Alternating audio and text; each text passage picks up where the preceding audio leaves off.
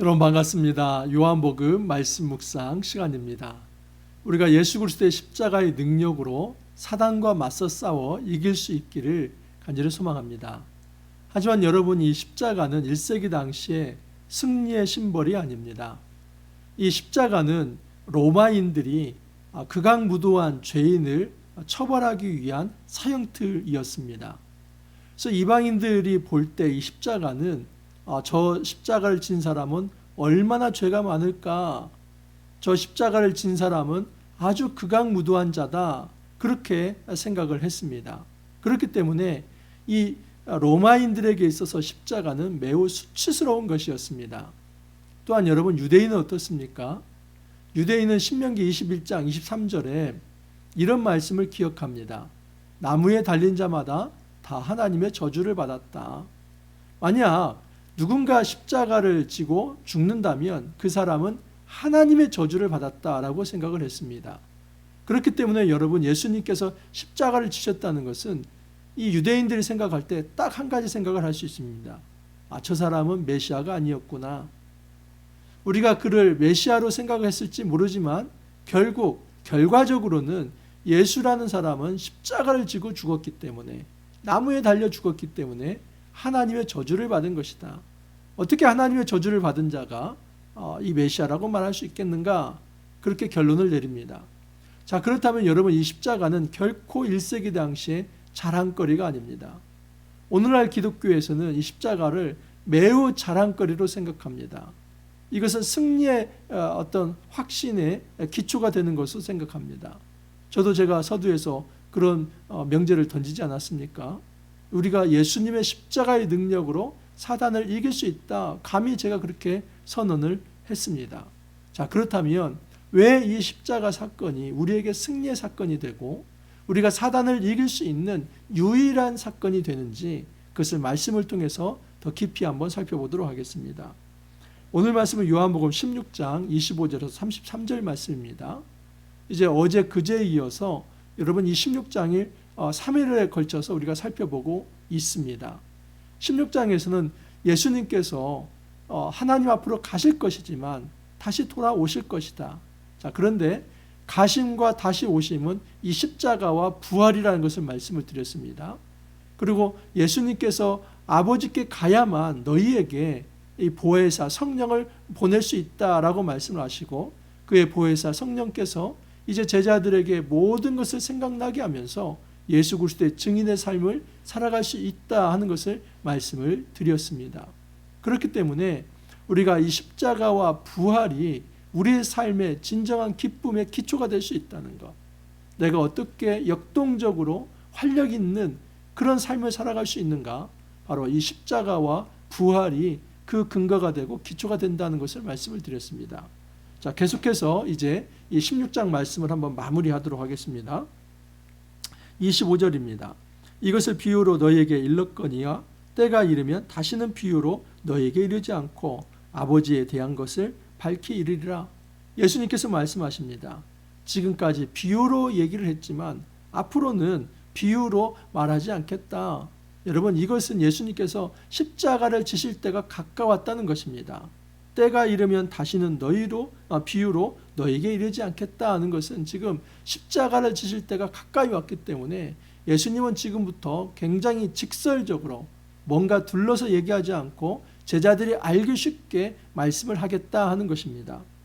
그날에 너희가 내 이름으로 구할 것이요 내가 너희를 위하여 아버지께 구하겠다 하는 말이 아니니, 이 말씀 굉장히 좀 어려울 수 있습니다. 그러나 어렵지 않습니다. 그날에 너희가 내 이름으로 구할 것이요. 다시 말해서 예수님의 십자가와 부활 사건 이후에 이제 이 제자들은 예수님의 이름으로 하나님 아버지께 기도할 수 있는 존재가 된다 하는 것입니다. 자, 그런데 예수님께서 내가 너희를 위하여 아버지께 구하겠다는 말이 아니다. 이 말은 예수님께서 하늘의 중보 사역을 그치겠다, 이 말씀을 하는 것이 결코 아닙니다. 그것이 아니라 예수님께서 주도적으로 나서서 이 예수가 끌어가야만 따라오는 그런 어떤 피동적 어떤 존재가, 제자가 그런 존재가 아니라 이제는 제자가 좀 더 능동적이고 적극적으로 예수님의 이름으로 하나님 앞에 기도할 수 있는 그럼 활력 넘치는 존재로 바뀌어질 것이다 하는 것을 말씀을 합니다. 여러분, 우리가 끌려가는 신앙이 있지 않습니까? 어떤 사람들은 부모가 끌어갑니다. 부모가 끌어가면 마지못해서 따라갑니다. 주일 예배도 부모가 끌어가기 때문에 마지못해서 그 자리에 앉아 있습니다. 여러분, 누군가에 의해서 끌려가는 신앙, 이거 별로 좋지 않습니다. 그것이 아니라 자발적으로, 내가 주체적으로 정말 하나님이 좋고 또 예수님을 내가 너무 사랑하고, 그래서 하나님 안에서 내 존재를 다시 한번 확인받고 싶어서 주 앞에 자발적으로 나아가는 것, 이게 신앙의 본질이지 않습니까? 여러분, 예수님께서 사실은 제자를 칭찬하는 것입니다. 내가 이제 너희들을 위해서 기도하지 않는다 할지라도 너희는 나의 이름으로 하나님께 직접 아뢰 수 있는 그런 소중한 경건한 신앙을 가지고 있다, 믿음을 가지고 있다라고 말씀을 하신 것입니다.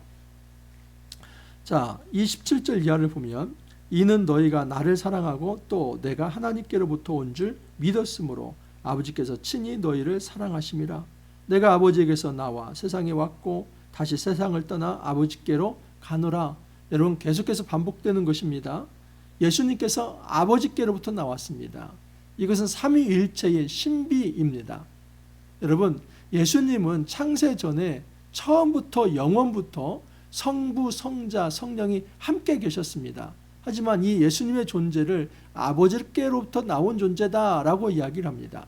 이건 어떤 시간적 순서에 의한 것을 의미하는 것이 아니라 성부, 성자, 성령의 그 위치에 있어서 이 예수님은 아들로, 성자로서 그렇게 표현되는 것을 이렇게 이제 신학적으로 요한복음 저자가 이야기를 한 것입니다.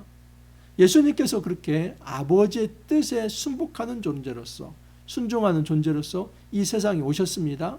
자, 그런데 예수님께서 다시 또 아버지께로 가시겠다고 합니다. 왜요? 십자가를 지시기 때문에 그렇습니다. 자, 그런데 이것을 계속해서 반복해서 얘기를 해왔는데 지금 제자들이 이 사실을 믿었다는 것입니다.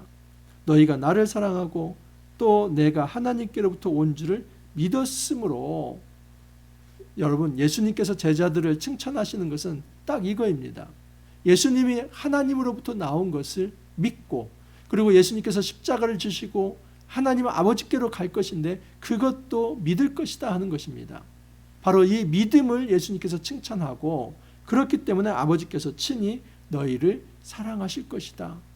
여러분, 우리가 하나님 앞에서 어떻게 칭찬받고 사랑받을 수 있습니까? 우리가 예수님을 잘 믿으면 됩니다. 예수님이 하나님으로부터 온 분임을 믿고 또 예수님을 통해서 구원이 이루어지고 그 십자가 사건을 통해서 온전한 승리가 이루어질 것을 확신하며 예수님 앞에 부복하는 존재, 예수님을 의지하고 순종하는 존재가 된다면 하나님 아버지가 우리를 엄청나게 사랑할 거라고 하는 것입니다. 정말 우리가 여러분 사랑받는 방법 딱 한 가지입니다. 나의 의지와 나의 열정이 아니라 내가 예수님을 올바로 믿는다면 우리 하나님 아버지는 우리를 너무너무 사랑할 것이며 우리를 보호할 것이며 우리의 모든 삶을 아름답게 지키고 이끌어 갈 것입니다. 이 간명한 진리를 사람들은 모릅니다. 그래서 심지어 신앙생활조차도 자기 힘으로 어떻게 한번 해보려고 합니다. 여러분, 그렇게 하지 마십시오. 정말 하나님께 사랑받는 딱 한 가지 방법은 예수님을 믿는 것입니다. 예수님이 하나님으로부터 온 이 성자, 하나님의 독생하신 아들임을 믿고 예수님을 통해서 그 십자가 사건을 통해 부활 사건을 통해서 이 땅에 하나님 나라가 도래하며 우리에게 진정한 영생이 주어지고 구원이 이루어질 것을 믿는 것. 여러분, 그것이 있을 때에 하나님은 우리를 너무너무 사랑하고 아껴주시겠다라고 말씀을 합니다. 자, 그러자 제자들이 이렇게 말을 합니다. 제자들이 말하되 지금은 밝히 말씀하시고 아무 비유로도 하지 아니하시니. 이전에는 해산하는 비유를 들기도 하고 또 그 성전을 허물라 그리하면 내가 사흘 만에 일으키리라 이런 비유를 들기도 하고 여러 비유를 들었습니다. 이제 그런 식으로 얘기하지 않고 직설적으로 내가 아버지께로 가고 또 아버지께서 나를 보내신 것처럼 이제 내가 너희에게 와서 너희를 세상에 파송하노라. 이런 말들 직설적으로 합니다. 그러니까 제자들이 이렇게 말하는 겁니다. 지금은 밝히 말씀하시고 아무 비유로도 하지 아니하시니 우리가 지금에야 주께서 모든 것을 아시고 또 사람의 물음을 기다리지 않는 줄 아나이다. 모든 것을 아시고 사람의 물음을 기다리지 않는다는 것은 예수님께서 모든 사람의 마음을 꿰뚫어 보시면서 그 전곡을 찌르는 말씀을 하신다는 겁니다. 이건 누구만이 할 수 있는 겁니까? 하나님만이 하실 수 있는 일입니다. 우리가 누군가에게 뭘 묻지 않는다 할지라도 어떤 사람이 내가 물을 것까지도 다 알면서 전곡을 찔러서 얘기한다면 저 사람 비범한 사람이다 라고 생각하지 않겠습니까? 예수님이 그랬습니다. 제자들이 예수님께 무슨 질문을 하지 않아도 이미 제자들의 마음을 훤히 아시고 전곡을 찌르면서 가장 핵심적인 말씀을 하시는 겁니다. 그래서 제자들이 우리 예수님 하나님께로부터 오신 분 맞습니다. 믿습니다. 그 얘기를 한 것입니다. 하나님께로부터 나오심을 우리가 믿사옵나이다. 여러분 여기까지 놓고 본다면 25절에서 30절까지 놓고 본다면 제자들에게 믿음이 있습니까? 없습니까? 있습니다.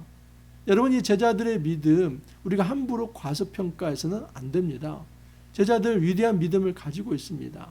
그 당시에 유대인들 이런 믿음을 가지지 않았습니다.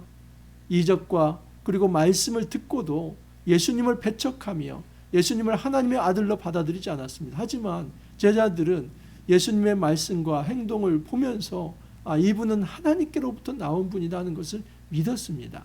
자, 그런데 그 믿음의 수준에 대해서 어떻게 예수님이 평가하시는지 한번 보십시오.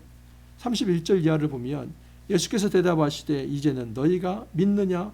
보라 너희가 다 각각 제 곳으로 흩어지고 나를 혼자 둘 때가 오나니 벌써 왔도다. 그러나 내가 혼자 있는 것이 아니라 아버지께서 나와 함께 계시느니라. 어찌 보면 제자들의 믿음에 초치는 말씀을 하십니다. 이제는 너희가 믿느냐? 그래 너희들이 믿는다고 했지 너희가 믿느냐? 이 말은 약간 이 제자들의 믿음에 대해서 예수님께서 딴지를 거는 듯한 말씀입니다. 그러면서 뭐라고 얘기합니까? 보라 너희가 다 각각 제 곳으로 흩어지고 나를 혼자 둘 때가 오나니 벌써 왔도다. 여러분 예수님께서 이것을 성만찬 때에 하신 말씀이기 때문에 그 밤에 예수님은 잡히시고 이제 날이 밝으면 예수님은 십자가를 지실 것입니다. 자, 그때에 제자들은 어떻게 된다는 겁니까? 각자 자기 길로 뿔뿔이 흩어져서 그렇게 도망갈 거라는 겁니다.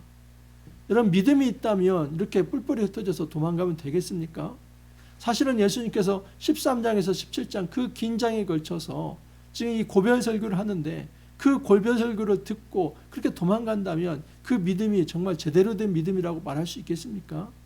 근데 여러분 예수님께서는 여기에 대해서 지금 책망하시는 것이 아닙니다. 이것은 제자들의 현실입니다. 분명히 제자들이 믿음을 가지고 있지만 그 지금 믿음은 아직 예수님의 부활을 목격하기 이전입니다. 그렇기 때문에 그 믿음의 한계를 알고 있습니다. 여러분 이것이 예수님의 긍휼과 사랑입니다. 우리가 어떤 믿음을 가지고 있습니까? 때로는 우리는 지식적 믿음을 가지고 있습니다. 성경을 지식적으로 이해합니다. 예수님이 어떤 분이신지 훤히 알고 있습니다. 근데 정작 그 부활하신 예수님을 체험하지 못하고 만나지 못하고 경험하지 못할 때가 있습니다. 날마다 성령 안에서 이 성경에 있는 이 예수님이 살아계셔서 오늘날 내 눈앞에서 나와 교제하고 내 삶을 이끌어 가신다는 것을 경험하지 못할 때가 있습니다. 이렇게 예수님의 부활을 제대로 경험하지 못한다면 여러분 그 사람의 믿음은 확신에 찬 믿음이 될 수가 없습니다. 그 믿음은 지식에 찬 그런 지식만의 믿음이기 때문에 반드시 고난이 오면 그 사람은 도망칠 수밖에 없습니다. 그런데 중요한 사실은 예수님은 이러한 제자들의 연약한 믿음이라 할지라도 그것을 이제 꾸중하시거나 배척하지 아니하시고 그걸 인정하시며 받아주셨다는 사실입니다. 자, 그런데 예수님께서 한 가지 말씀합니다. 그러나 내가 혼자 있는 것이 아니라 아버지께서 나와 함께 계시느니라. 여러분 예수님은 지금 홀로 계십니다. 왜냐하면 제자들이 다 떠나가고 군병에게 잡혔습니다. 그러면 홀로 계시지 않습니까? 예수님은 맞습니다. 십자가를 홀로 그 길을, 그 고난의 길을, 십자가의 길을 걸어가셨습니다. 근데 예수님이 증언하십니다. 내가 홀로 있는 것이 아니라 아버지가 나와 함께 있다. 제자들은 떠날 것이지만 하늘 아버지가 나와 함께 하실 것이기 때문에 그 십자가상에서도 사실은 괴롭지 않고 외롭지 않게 이 길을 걸어갈 수 있다는 것을 말씀을 하신 것입니다. 어떻습니까? 여러분, 예수님에게 있어서 이 십자가는, 예수님은 고난과 실패로서의 십자가 사건을 바라보는 것이 아니라 오히려 예수님은 이 십자가 사건을 통해서 모든 것을 이겨낼 준비를 하고 있습니다. 그렇게 해서 이 놀라운 선언을 하는 겁니다. 자, 33절을 보시면 이것을 너희에게 이르는 것은 너희로 내 안에서 평안을 누리게 하려 함이라. 세상에서는 너희가 환난을 당하나 담대하라. 내가 세상을 이겼노라. 여러분, 제자들에게 환난이 있다는 것은 누누이 예수님께서 반복해서 말씀하신 것이죠. 그런데 담대하라. 내가 세상을 이겼노라. 어떻게 이깁니까? 바로 이 십자가를 통해서 이깁니다. 자, 그렇다면 십자가라고 하는 것이 왜 예수님에게 있어서 이 사단의 등을 꺾는, 사단의 허리를 꺾는 승리의 사건이 되는가? 여러분, 첫사람 아담이 왜 실패합니까? 첫사람 아담은 하나님께 순종해야 할 존재로 창조가 되었습니다. 근데 그 하나님의 형상인 첫사람 아담이 하나님 앞에 독립을 선언하며 자기 주장하면서 결국 선악과를 따먹고 하나님의 곁을 떠나갔습니다. 그게 불순종의 사건이죠. 그는 교만하여져서 하나님처럼 높아지기 위해서 그 선악과를 따먹으면서 불순종했습니다. 그 결과 하나님처럼 높아지는 것이 아니라 땅 밑으로 꼬꾸라져서 사망을 경험할 수밖에 없습니다. 그래서 한 사람, 이 아담의 불순종으로 이 땅에 사망이 왔습니다. 그런데 성경은 이제 한 사람 예수 그리스도의 그 은혜를 통해서 이 땅에 생명이 오게 되었다는 것을 로마서 5장에서 말씀을 합니다. 여러분, 예수님께서 이 땅에 오셔서 하신 딱 한 가지의 미션은 뭐냐면 순종입니다. 이 십자가 사건은 바로 순종의 사건입니다.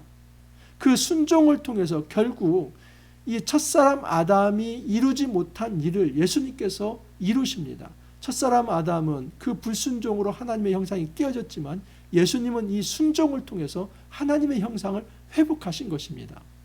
여러분, 그렇기 때문에 예수님은 십자가에 죽으시지만 그 하나님의 뜻에 부복하면서 겸손하게 자기를 내어드린 것이기 때문에 이것은 온전한 승리의 사건이 되는 것입니다.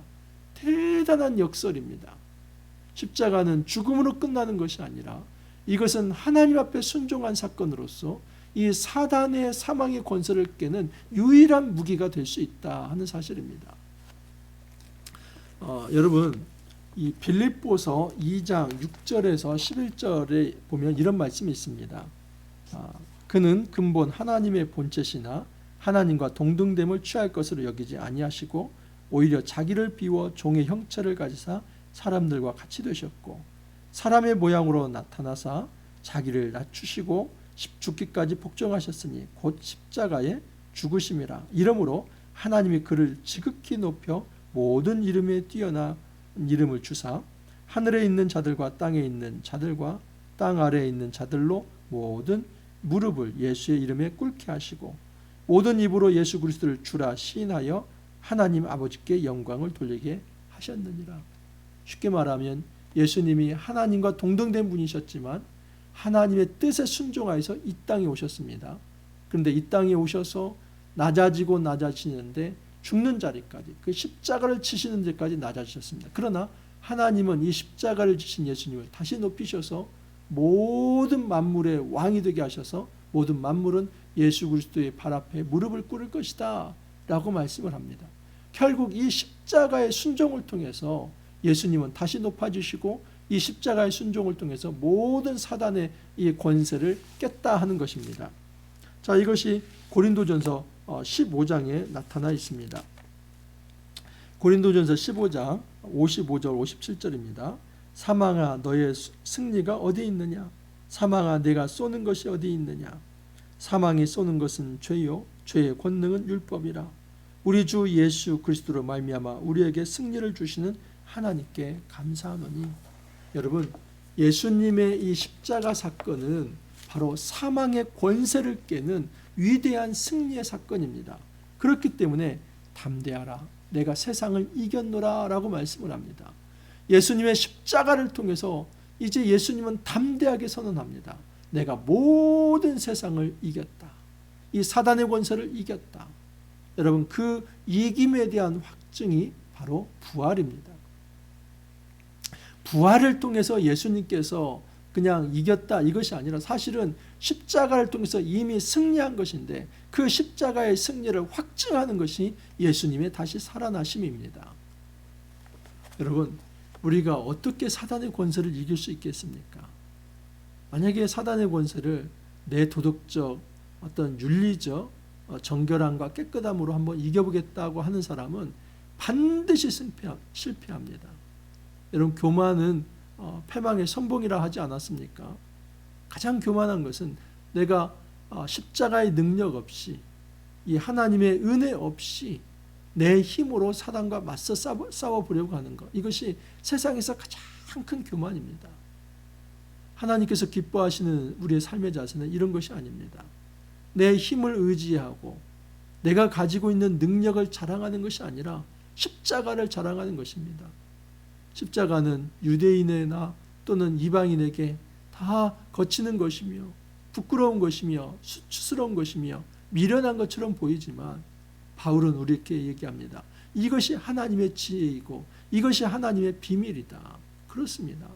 어느 누구도 어떤 사람도 세상에서 이 죽음의 상징인 십자가를 구원의 상징으로 받아들이지 못했지만 예수님은 이 십자가와 부활 사건을 통해서 온전히 이 땅의 진정한 승리의 심벌은 바로 십자가라는 것을 우리에게 가르쳐주고 있습니다.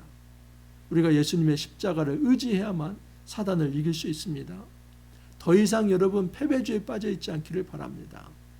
오히려 이제 예수 그리스도의 그 순종의 사건, 이 십자가 사건을 통해서 하나님이 그를 높이시고 이제 예수 그리스도를 왕으로 세우시며 그 예수님을 믿는 모든 자들이 이제 예수님과 함께 모든 세계를 통치한다는 이 위대한 진리를 우리가 알기를 원합니다. 여러분, 그 당시에 팍스 로마나라는 그런 어떤 유행어가 있었습니다. 평화를 로마가 준다. 그렇지 않습니다. 예수님께서 지금 말씀합니다. 내가 이 말을 하는 것, 이것은 평안을 주기 위함이다. 담대하라. 환난이 있지만 담대하라. 내가 세상을 이기었노라. 내가 승리했기 때문에 이제는 승리자로서 너희들에게 진정한 평화를 주겠다라고 말씀을 합니다. 이 예수님을 의지하면서 오늘 하루도 주 안에서 승리할 수 있기를 간절히 소망합니다. 이렇게 기도합니다.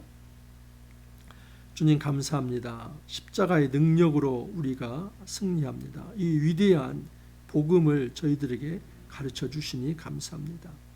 우리가 일상을 살아가면서 나의 힘과 나의 능력을 의지할 것이 아니라 오직 예수 그리스도의 그 십자가의 은혜 앞에 엎드려서 예수님의 십자가를 통해 예수님의 부활을 통해 이 사단의 권세, 죽음의 권세를 이기며 승리할 수 있도록 인도하여 주옵소서.